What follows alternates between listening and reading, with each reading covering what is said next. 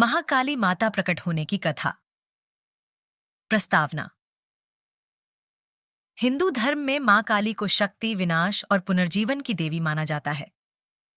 उन्हें समय और मृत्यु की देवी भी कहा जाता है, जो बुराई और अज्ञानता का नाश करती हैं, और वे जीवन मृत्यु के चक्र को संचालित करती हैं। मां काली की यह कथा अत्यंत रोचक और प्रेरणादायक है। इस कथा के माध्यम से यह समझा जा सकता है कि उन्होंने कैसे देवताओं और संसार को राक्षसों से बचाया और एक नई दिशा दी। महाकाली का उदय प्राचीन काल की बात है, जब धरती पर असुरों का अत्याचार बहुत बढ़ गया था। असुरों के राजा रक्तबीज नामक राक्षस ने देवताओं और मनुष्यों को बहुत परेशान कर रखा था।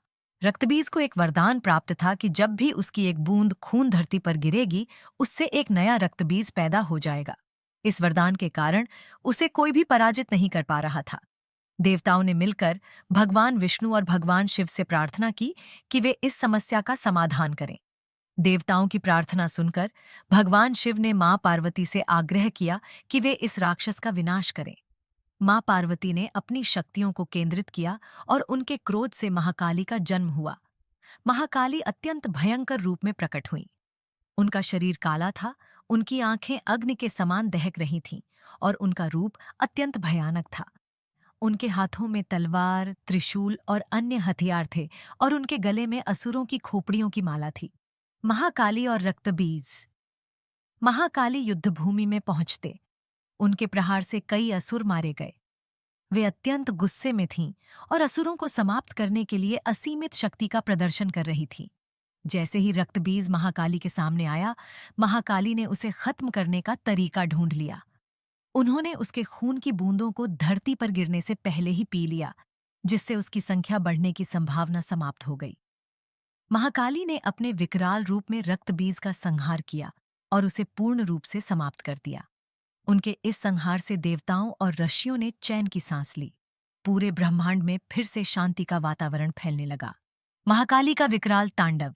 हालांकि रक्तबीज के मारे जाने के बाद भी महाकाली का क्रोध शांत नहीं हुआ।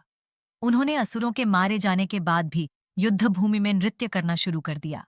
उनका तांडव नृत्य इतना भयावह था कि ब्रह्मांड की व्यवस्था भी डगमगाने लगी। जब महाकाली असुरों के खून से लथपथ होकर तांडव कर रही थीं, तब उनके क्रोध को शांत करने के लिए सभी देवता एकत्र हुए और भगवान शिव से प्रार्थना की कि वे कोई उपाय करें। भगवान शिव ने महाकाली के तांडव को रोकने के लिए युद्धभूमि में जाकर उनके सामने स्वयं को लेटाया। जैसे ही महाकाली का पैर भगवान शिव के शरीर पर पड़ा, उन्हें अचानक अपनी गलती का एहसास हुआ और उनका क्रोध शांत हो गया।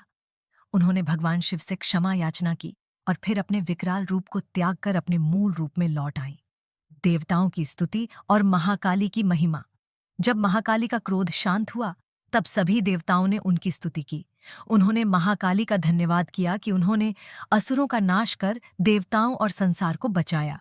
महाकाली की इस महान विजय ने यह सिद्ध कर दिया कि वे शक्ति, साहस और विनाश की सबसे बड़ी प्रतीक हैं और उनका पूजन पूरे ब्रह्मांड के कल्याण के लिए किया जाना चाहिए।